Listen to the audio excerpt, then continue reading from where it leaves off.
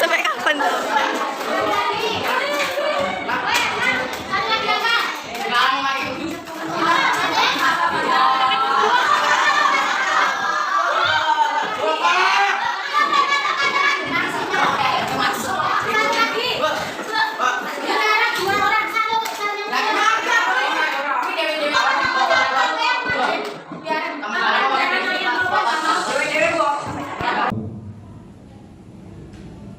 Untuk tahapan acara yang pertama pembukaan, yang kedua sambutan, kemudian masuk ke acara inti materi dari CGP,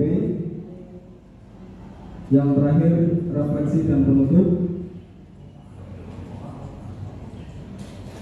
Untuk memulai kegiatan diseminasi pada hari ini, mari kita buka bersama dengan bacaan nomor kitab Lillahi ta'ala syafaat Rasulullah Al-Fatihah.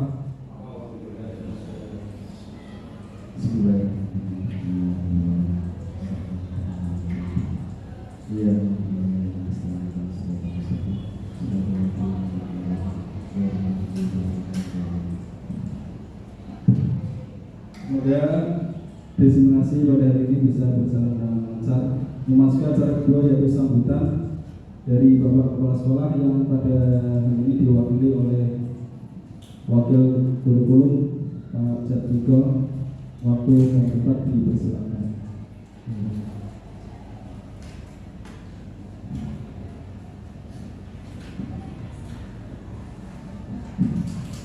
Bismillahirrahmanirrahim. Assalamualaikum warahmatullahi wabarakatuh. Bapak dan Ibu Guru SMP Negeri 1 yang saya hormati, terutama Bapak Hamsyah dan Ibu Rizko sebagai calon guru penggerak angkatan 9 dari SMP Negeri 1 Kedungmuni yang kami banggakan. Yang pertama, marilah kita panjatkan puji syukur senantiasa kepada Allah Subhanahu wa Ta'ala atas segala rahmat, taufik dan karunia-Nya kepada kita semua, sehingga kita senantiasa diberi kesehatan dan kesempatan untuk dapat melaksanakan segala hajat, segala keinginan dan tugas serta kewajiban kita sehari-hari. Pada hari ini, pada kesempatan yang berbahagia ini, Pak Hamsyah dan Bu Rizko diberi kesempatan untuk mengadakan acara diseminasi budaya positif dalam rangka menularkan pengetahuan yang mereka dapat di pertemuan calon penggerak dari Kabupaten Pekalongan.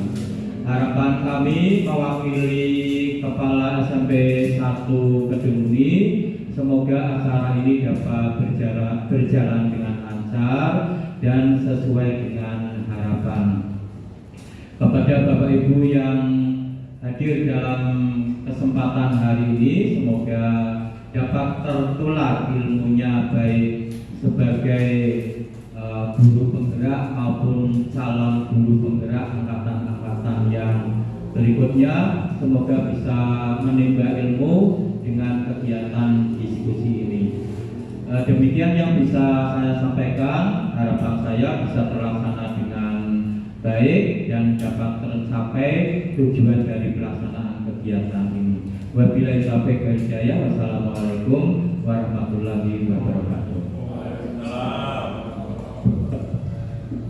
Terima kasih Pak Jatmiko. Untuk acara selanjutnya yaitu materi inti yang akan disampaikan oleh Bapak Ibu Guru calon guru penggerak. Yang pertama yaitu Bu Hidayat Rizko. Untuk tempat, waktu dan tempat untuk dipersilakan. Saya pamit. Pamit dulu ya Bapak.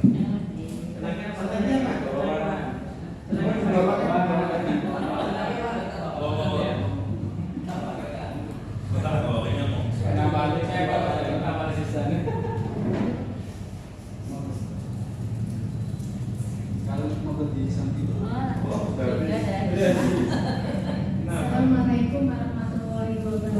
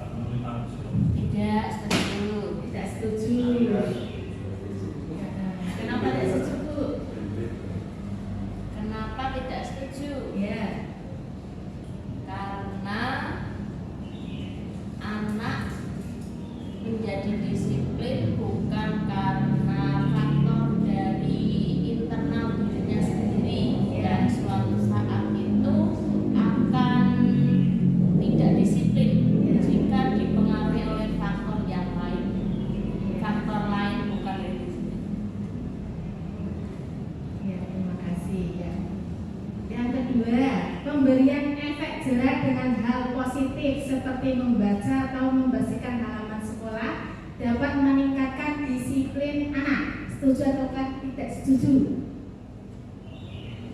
Ada. Ya. Efek jerah dengan hal positif, misalnya ketika terlambat masuk kelas itu harus membaca atau membersihkan halaman sekolah. Itu dapat mendisiplinkan, meningkatkan disiplin anak. Setuju atau tidak? Mau tanya tuh, itu termasuk hukuman apa bukan tuh? Yang nomor 2. Nah itu Pak. Berarti hukuman dia sama dengan yang awal. Tidak setuju. Iya, Ya. akan menimbulkan pada kecilnya ya menurut saya paling yang berapa? Iya. Terus memberi reward dapat meningkatkan motivasi belajar anak dalam jangka panjang. Tidak setuju. Iya. Alasannya bagaimana? Yang lain tuh nggak saya lagi. Hampir sama. Oh, Sama. sama. Iya. Tarik sih, tarik sih. Kalau menurut saya sih kurang setuju. Nah, ya ini alasannya. Nah, kita akan bahas lebih dalam lagi dari pertanyaan pemantik ini, yaitu konsep utama modul budaya positif, yaitu ada perubahan paradigma belajar, ada disiplin positif, ada kebutuhan dasar manusia, motivasi perilaku manusia, posisi kontrol restitusi, keyakinan kelas, dan segitiga restitusi. Perubahan paradigma belajar yaitu dirancang berdasarkan prinsip pembelajaran yang terdiferensiasi sehingga setiap siswa belajar sesuai dengan kebutuhan dan dari tahap perkembangannya untuk mewujudkan profil pelajar Pancasila. Artinya ketika pembelajaran dengan paradigma baru itu dengan diferensiasi, artinya anak itu sesuai dengan minat dan bakatnya ketika pembelajaran, atau gaya belajarnya itu disesuaikan dengan anaknya. Ada yang gaya belajarnya kinestetik, auditori, dan visual.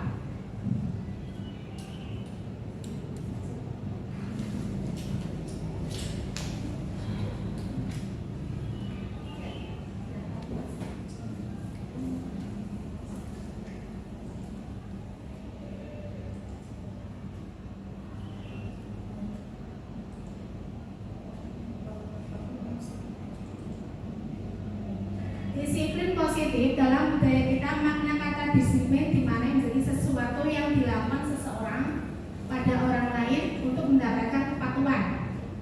Kita cenderung menghubungkan kata disiplin dengan ketidaknyamanan. Disiplin positif merupakan salah satu cara penerapan disiplin yang bertujuan untuk menumbuhkan kesadaran diri serta memberdayakan anak untuk melakukan sesuatu tanpa sogokan, ancaman maupun hukuman. Artinya anak itu sadar ada dasar dirinya sendiri, bukan karena perintah atau sogokan dari orang lain. Sebagai pendidik, tujuan kita adalah menciptakan anak-anak yang memiliki disiplin diri sehingga mereka bisa berperilaku dengan mengacu pada nilai-nilai kebajikan universal dan memiliki motivasi intrinsik, bukan motivasi ekstrinsik.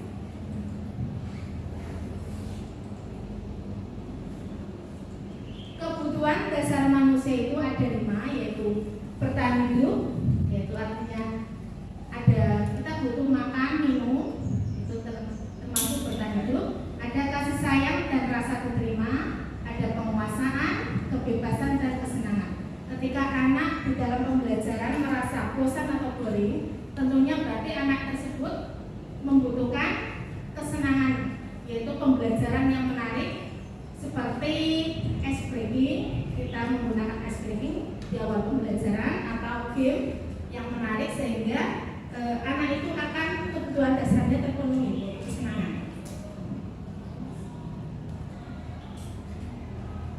Motivasi perilaku manusia merupakan dorongan yang timbul pada diri seseorang secara sadar atau tidak sadar untuk melakukan suatu tindakan dengan tujuan tertentu, menghindari ketidaknyamanan atau hukuman. Itu termasuk motivasi ekstrinsik.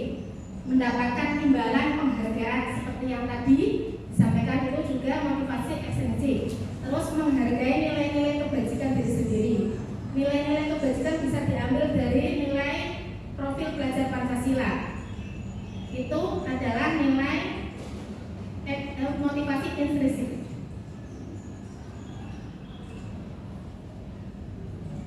Konsep disiplin dengan identitas gagal, hukuman. Nah, dari hukuman itu dapat menyakitkan, benar tidak?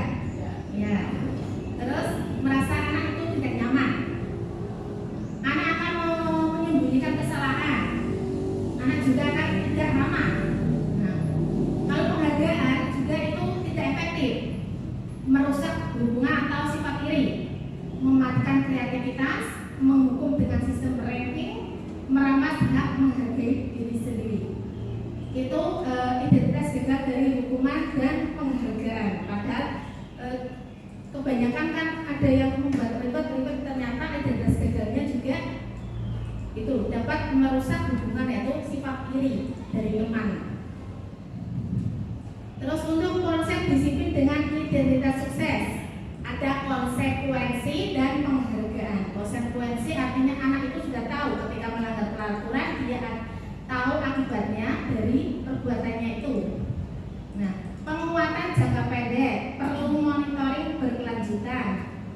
Murid menghormati peraturan, dan untuk penghargaan itu murid bertanggung jawab atas perilakunya, fokus pada pemecahan masalah jangka panjang. Ada murid menghormati dirinya dan orang lain.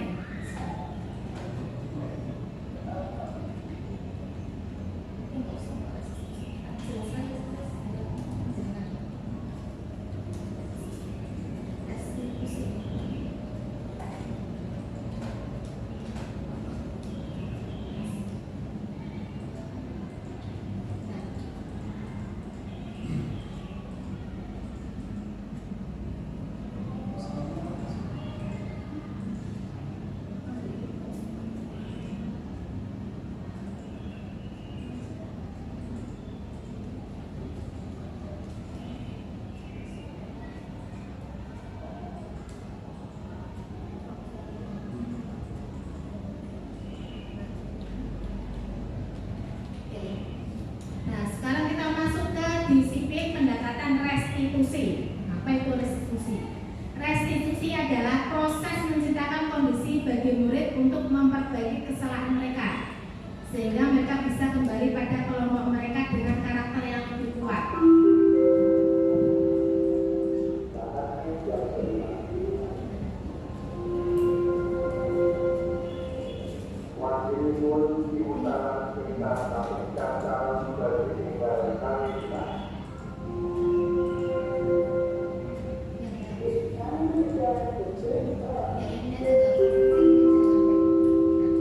Ini ada perbedaan hukuman, konsekuensi, dan restitusi.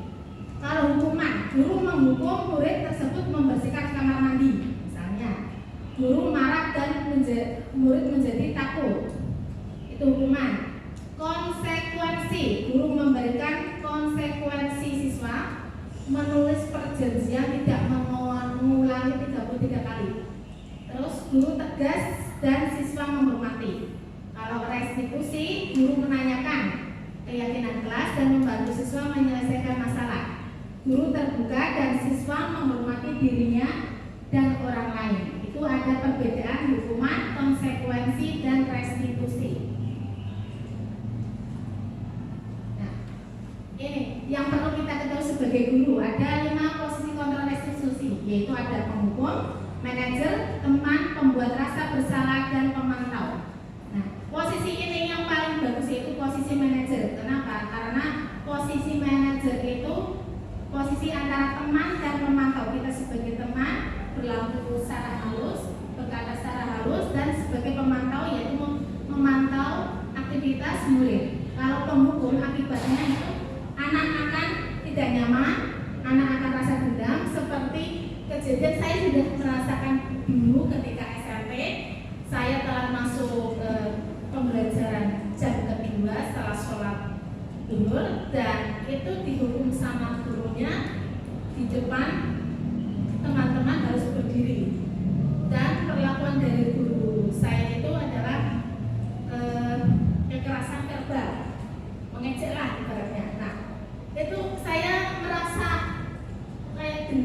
balas dendam ya, tidak menyukai gurunya. Nah, itu akibat dari posisi kontrol penghukum.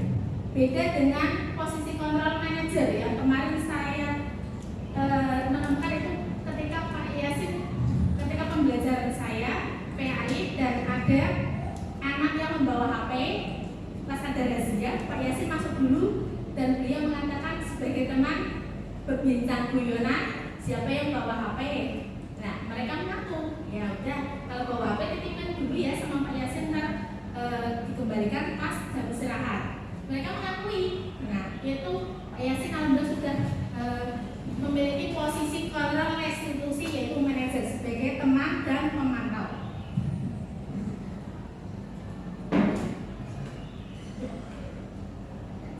Nah, contoh penerapan 5 posisi kontrol. Yang pertama penghukum. Patuhi aturan sekolah lalu berdiri di lapangan seperti yang tadi cerita saya, yaitu saya harus berdiri di depan teman-teman, itu termasuk penghukum. Terus teman, ayolah yang tadi buat ibu guru bangga, kali ini tidak apa-apa kamu salah.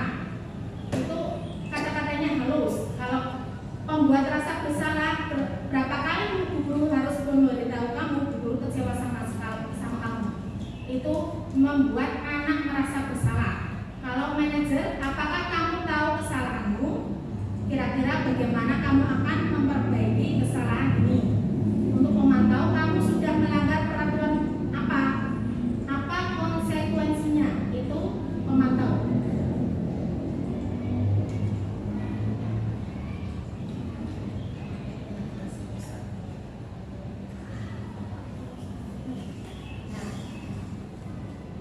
Untuk disiplin positif, kita sebelum pembelajaran menerapkan keyakinan kelas atau kesepakatan kelas, di mana dalam keyakinan kelas itu anak-anak membuat unek-unek ya terlebih dahulu apa yang akan disampaikan, terus kita simpulkan bareng-bareng sehingga menjadi sebuah kesepakatan kelas. Kalau saya menerapkan di PAI itu 3 jam ke depan kesepakatan kelas kita bagaimana, ya kita membawa Al-Quran, bagaimana mereka akan menyepakati kalau tidak membawa Al-Quran itu hafalan atau enggak baca sholawat. Itu udah kesepakatan kelas dari mapel PAI kalau di kelas 8. Nah, membentukkan keyakinan kelas itu kata-katanya lebih abstrak dari peraturan, berupa pernyataan universal dibuat dalam bentuk positif, sedikit saja agar mudah diingat, sesuai dengan kondisi di kelas, dan semua warga kelas atau sekolah dilibatkan saat membuat. Nah, ini ada 2 contoh. Yang satu yang warna hijau, ada kesepakatan kelas datang tepat waktu, mengucapkan salam, menjaga kebersihan, berdoa sebelum dan sesudah kegiatan, aktif dalam pembelajaran, tertib. Yang sebelah kanan ada kami guru dan murid yang saling menyayangi, kami murid yang semangat belajar, kami murid yang peduli dengan teman-teman. Manakah yang merupakan keyakinan kelas Bapak Ibu? Yang hijau apa yang putih?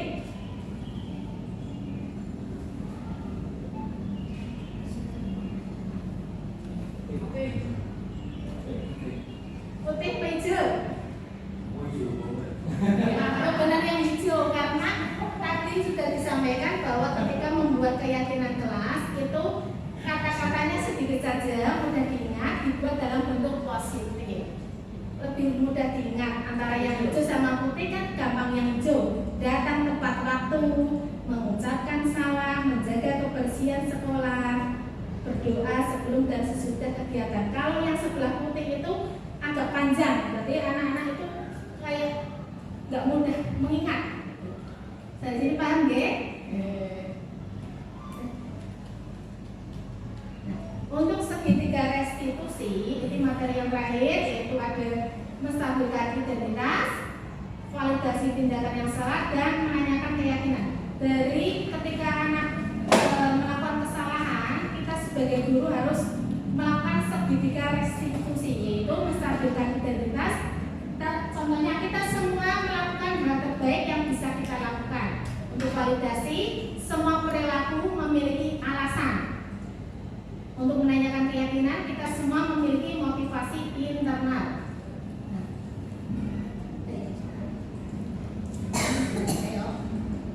Ya, terima kasih. Ini pemaparan dari saya. Untuk selanjutnya akan disampaikan oleh Pak Hamzah. Monggo.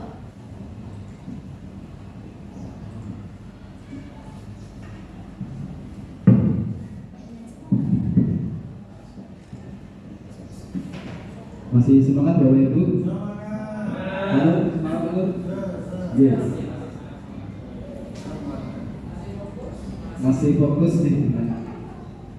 Jadi ada beberapa materi terkait dengan budaya positif yang tadi disampaikan oleh Bu Rizko terkait dengan motivasi diri, kebutuhan dasar manusia, keyakinan kelas, kemudian segitiga restitusi yang mungkin beberapa Bapak Ibu guru di SMA Negeri 1 Keduni sudah mengetahui dan sudah menerapkannya dalam kegiatan atau pemantauan terhadap peserta didik kita. Untuk saya hanya melengkapi dari materi yang disampaikan Bu Rizko, tidak semuanya saya sampaikan, hanya beberapa yang tadi belum disampaikan oleh Bu Rizko.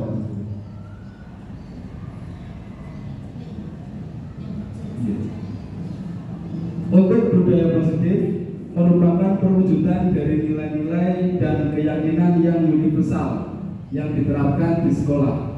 Budaya positif diawali dengan perubahan paradigma tentang teori kontrol. Jadi dalam teori kontrol menyebutkan bahwa kita sebagai Bapak Ibu guru yang harus mendampingi atau menjadi among peserta didik itu harus mempunyai pemikiran terhadap kondisi peserta didik. Tidak bisa ketika kita mau menciptakan budaya positif kemudian hanya saja langsung mengejar seperti ini, tidak bisa. Harus diawali dengan pemahaman terhadap teori tersebut yang diaplikasikan kepada peserta didik.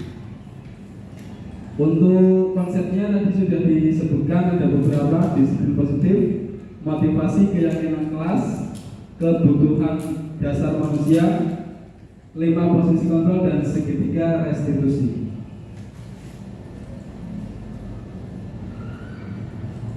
Dalam perubahan paradigma stimulus dan respon serta teori kontrol, Bapak Ibu harus mencoba dalam stimulus respon itu mencoba mengubah orang agar berpandangan sama dengan kita. Betul betul Bu? Nah misalkan dari anak-anak itu harus seperti anak-anak. Betul nggih? Harus melaksanakan apa yang kemudian kita sampaikan dan harapannya anak tersebut tahu. Padahal dalam teorinya kita harus memahami pandangan orang lain tentang dunia dulu. Jadi pandangan luasnya seperti apa, apakah bisa diterapkan dengan anak tersebut. Misal kalau anak yang memang sangat bandel dan sulit untuk dikandani, itu memang harus pelan-pelan. Jadi disesuaikan dengan pemikiran anak tersebut. Oh, jalan pikirannya tersebut seperti ini, kita harus cari solusi untuk menangani anak tersebut. Dalam stimulus respon, perilaku buruk dilihat sebagai suatu kesalahan. Padahal dalam teori kontrol, semua perilaku memiliki tujuan.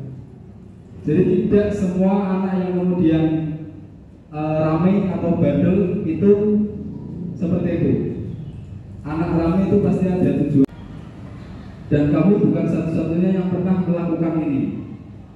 Kalau misal Bapak Ibu masih ingat ketika mengerjakan PMM itu ada contoh video tersebut terkait dengan segitiga restitusi bahwa ketika anak telat itu jangan langsung judge ya.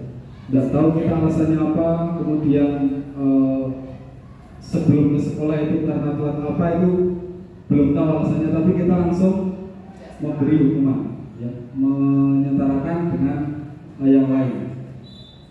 Kemudian yang kedua, memvalidasi kebutuhan tentang cara yang lebih efektif untuk mendapatkan apa yang dibutuhkan. Tentunya dengan alasan mengapa melakukan itu. Jadi anak-anak itu ketika melakukan kesalahan pasti mempunyai sebab. Ya, ini kenapa telat terus, itu sebabnya kenapa. Kemudian dengan kita mendengarkan alasan tersebut, kita bisa menindaklanjuti bagaimana untuk agar anak tersebut tidak telat lagi. Yang ketiga, menanyakan keyakinan, nilai-nilai apa yang telah disepakati dan ingin menjadi orang yang seperti apa. Kita ambil contoh kasus misal anak yang telat, ya. Dalam menstabilkan identitas itu ya kita samakan bahwa telat itu kadang manusiawi, kadang manusiawi, bahwa setiap orang pasti pernah melakukan kesalahan. Kemudian kita tanya aja kepada anak tersebut, kenapa kemudian telat gitu, alasannya seperti apa? Oh Pak, saya baru membantu ibu ke pasar, ya, seperti itu. Nah, jadi kita tahu alasannya seperti apa. Oh Pak, tadi ketinggalan, ayah saya tadi motornya mogok atau seperti apa. Itu kita harus ingat dulu bagaimana anak tersebut kenapa kok melakukan tindakan tersebut. Kemudian menanyakan keyakinan. Kita lempar lagi, kamu itu telat kenapa?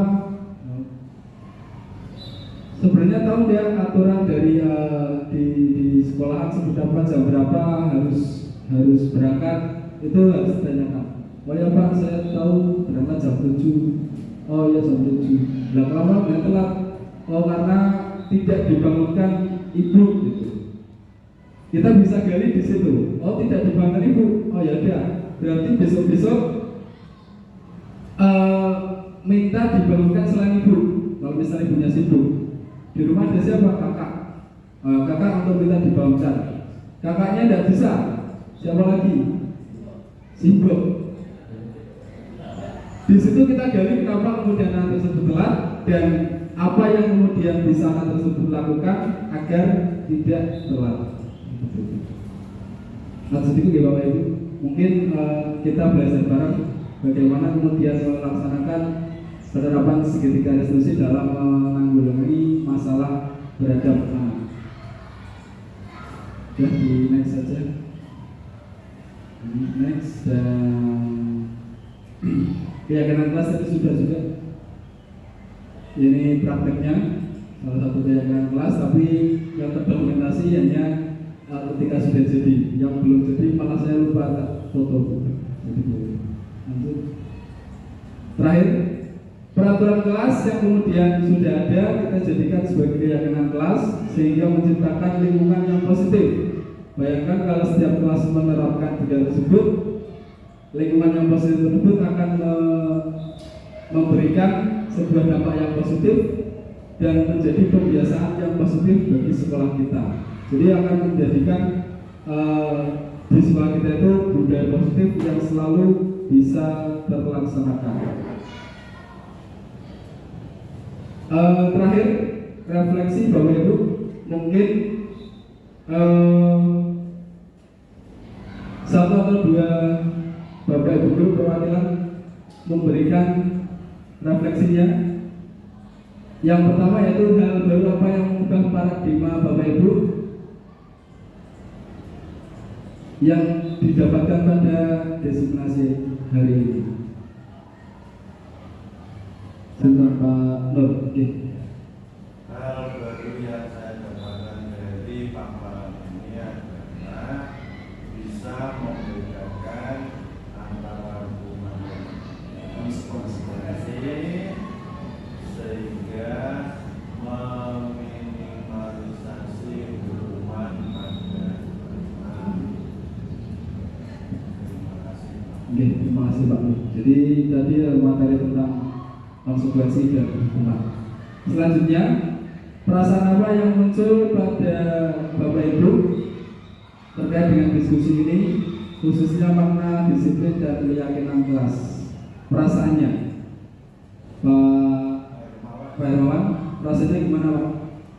Perasaan saya setelah untuk diskusi ini sangat senang sekali Pak. Yeah. Saya ilmu baru tentang yang jangan menurut perbedaan antara hukuman dan konsekuensi, sehingga kita bisa meminimalisir hukuman yang tadi seperti dikatakan oleh Pak Menteri. Terima kasih Pak Kawan. Merasa senang ya karena diskusi pada hari ini harapannya bisa menjadikan pembelajaran bagi kita semua. Yang terakhir, saya akan menjadi guru atau abang yang seperti apakah setelah mengikuti kegiatan ini. Monggo Bu. Ya, saya akan berusaha menjadi guru atau abang yang seperti Pak Fauzan katakan tadi, yaitu ada revisi tadi.